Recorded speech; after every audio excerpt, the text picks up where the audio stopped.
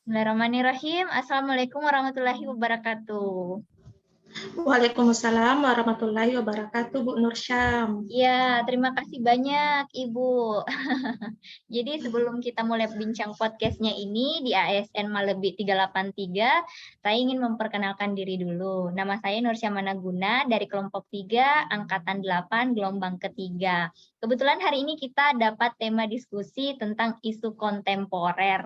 Nah, narasumber saya kali ini adalah salah satu dosen di Universitas Sulawesi Barat, kebetulan di program studi yang sama ya Ibu, di Pendidikan Matematika, Ibu Sartika Arifin. Apa kabar Ibu?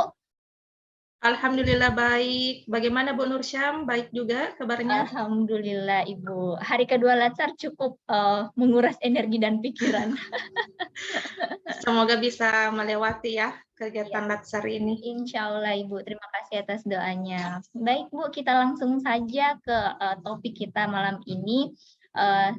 Sebelumnya kan saya sudah belajar nih Bu di MOC tentang isu kontemporer nih. Ada banyak isu sebenarnya yang terjadi di Indonesia. Contohnya saja ada kasus korupsi misalnya, kemudian ada nepotisme, gratifikasi, hoax, proxy war, money laundering. Nah, semua itu kita pelajari kemarin di pada saat MOC. Nah, saya mengundang Ibu untuk bincang-bincang kali ini karena saya ingin tahu lebih mendalam nih Bu, apa sih isu-isu kontemporer yang terjadi di lingkup institusi kita nih Bu? Kita cerita tentang lingkup institusi kita di Universitas Sulawesi Barat. Kira-kira ada tidak isu-isu kontemporer yang berkaitan di situ Ibu? Oke, terkait dengan isu-isu kontemporer ya yang telah disebutkan oleh Bu Nur Syam tadi, terkait dengan anti korupsi, Ya, hoax, ya, apa lagi ya, terkait dengan gratifikasi. ya, Yang terjadi sendiri selama 3 tahun ya saya bekerja di Universitas Sulawesi Barat. Sebenarnya kalau terkait dengan anti korupsi, di dalam kampus Universitas Sulawesi Barat itu yang pihak yang terkait ya, ya, saya rasa tidak ada. ya, betul. Sejauh ini informasi yang saya dapat itu tidak ada.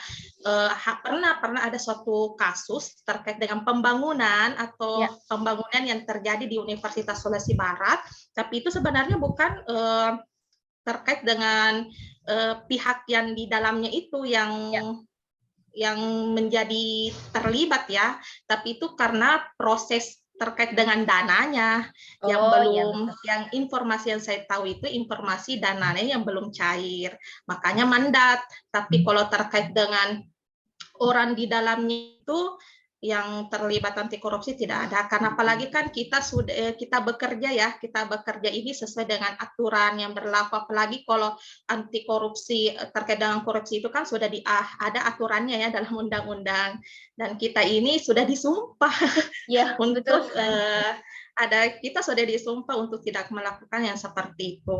Nah, untuk yang terkait dengan gratifikasi. Nah, ini Hmm, nih ya, gratifikasi kita ini biasanya kan rawan ya antara iya, dosen dengan mahasiswa. Biasanya itu terjadi pada saat ujian, seminar iya, proposal atau ujian skripsi. Nah, iya, kalau kita berbicara sendiri di prodi kita, saya pernah pada saat awal tahun 2019 itu kita sudah memang disampaikan pada saat rapat bahwa kita sebagai dosen itu jangan menerima gratifikasi ya. oleh mahasiswa kita, dan mahasiswa kita sendiri kan biasanya begini, budaya Iya, budaya betul ya sekali biasanya Bu. begitu.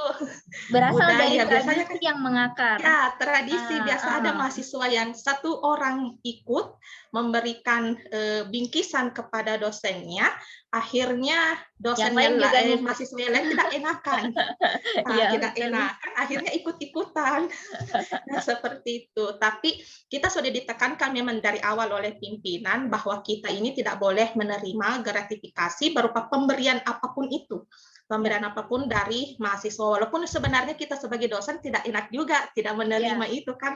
Tapi betul. kita juga harus bahwa gratifikasi itu juga sudah diatur dalam undang-undang. Jadi Undang-undang. kita tidak boleh menerima itu. Iya, seperti itu. Iya, Nah, untuk yang hoax ya, iya. hoax tadi Kok. um, sampai saat ini saya belum pernah mendapatkan informasi yang berita hoax seperti itu di dalam kampus kita sendiri. Memang ada satu berita, ini juga lucu, karena itu beritanya terkait dengan apa yang biasa terjadi di Makassar itu, yang pembegalan Oh ya. iya, pembegalan. Nah, Begal, itu ya Bu, informasinya aksi begal. begal. Itu informasinya pembegalan itu kita dapat informasi ini, kita panik ini. Kita dapat informasi pembegalan terjadi di dalam kampus Unsulbar, tapi kita pada saat itu menerima informasi itu tidak langsung percaya. Jadi itu kita dapat informasinya beredar di grup ya, biasanya kan begitu. Iya, betul. Informasinya beredar di grup fakultas ya. Nah, kita kan yang semua anggotanya kan baca, wah apa ini informasi ini. Tapi kita langsung tidak langsung menerima bahwa ini beritanya benar. Ya, jadi ada beberapa teman yang menggali atau mencari informasi apakah benar ini informasinya, dan alhamdulillah si korban sendiri yang langsung mengklarifikasi di media sosial bahwa itu tidak benar adanya yang seperti itu. Seperti itu sih Bu. Jadi menurut saya yang terkait dengan isu-isu kontemporer di Universitas Sulawesi Barat itu tidak ada, masih aman. Ya, alhamdulillah kalau begitu Ibu. Jadi dari diskusi yang tadi Ibu paparkan, saya menangkap bahwa karena adanya aturan yang mengikat kita, maka isu-isu kontemporer itu bisa kita cegah untuk terjadi di lingkungan institusi kita. Seperti itu Ibu. Jadi memang kalau kita didasari oleh aturan yang mengikat sebagai ASN, maka korupsi gratifikasi akan diminimalisir seperti itu. Nah, kemudian untuk yang berita hoax tadi itu memang perlu Ibu pengetahuan filtrasi. Kita tidak boleh langsung gampang percaya bahwa oh berita ini terjadi nih di institusi.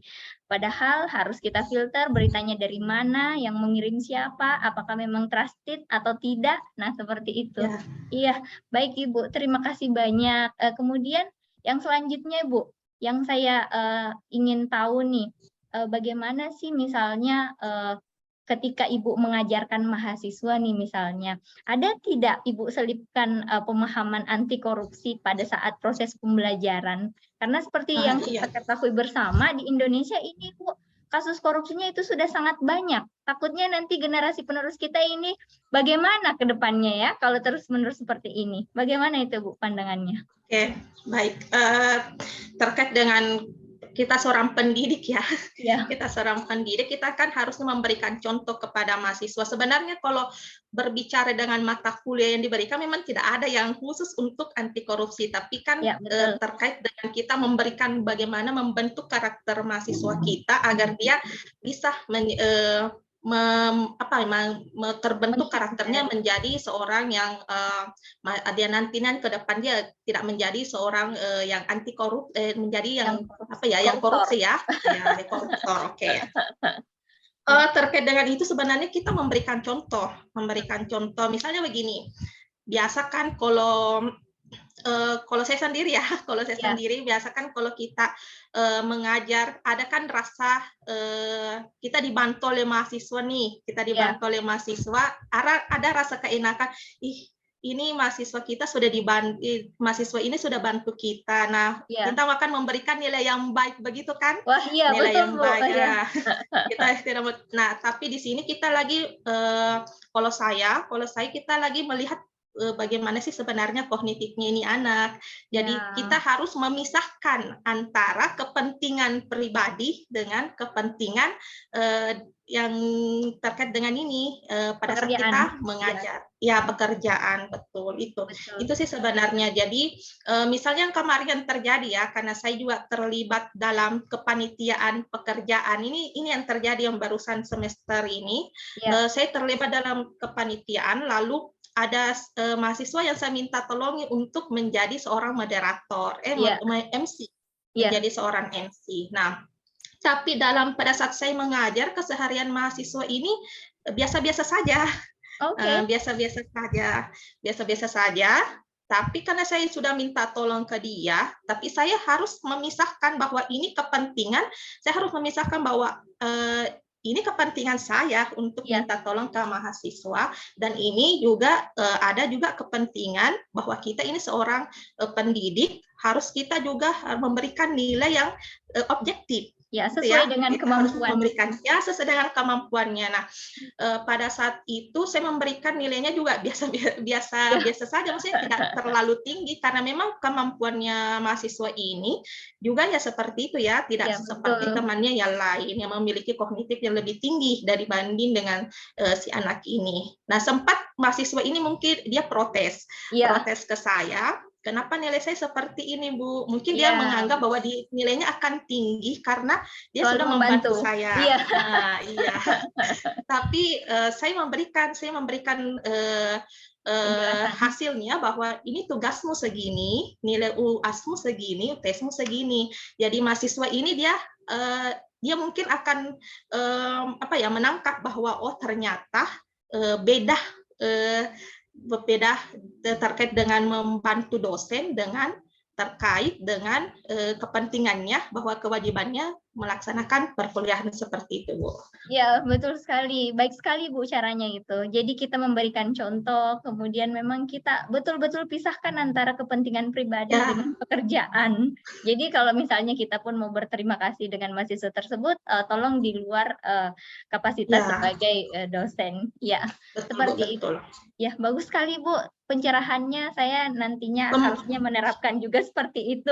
Pemberian terima kasihnya kita berikan sertifikat. Iya, betul. Itu nanti akan berguna ke mahasiswa. Ya, tapi lain pemberian ucapan terima kasihnya kalau memberikan nilai itu sudah bertentangan, Bu. Ya, betul sekali, Bu. Terima kasih banyak Ibu atas diskusi bincang-bincang singkat hari ini. Memang kapasitasnya kan kita podcastnya bincang-bincang singkat. Jadi waktu kita terbatas, hanya beberapa menit. Mungkin kita akan diskusikan lagi di lain podcast kalau misalnya ada kesempatan lain. Terima kasih banyak Ibu Sartika atas partisipasinya malam ini. Tidak bosan-bosan ya jadi narasumber berikutnya Ibu kalau ada. Ya, sama-sama Bu Nursyam. Baik, saya doakan semoga Ibu Sartika sukses, sehat selalu. Amin. Baik. Begitupun untuk Bu Nursyam ya. Ya, amin. Terima kasih banyak, Bu. Saya tutup bincang-bincang podcast ASN Malebi 383 hari ini. Semoga ilmu bermanfaat dan sebagai ASN dosen bisa kita terapkan dalam institusi kita. Terima kasih. Assalamualaikum warahmatullahi wabarakatuh. Terima kasih banyak, Ibu. Waalaikumsalam warahmatullahi wabarakatuh. Ya, Ibu.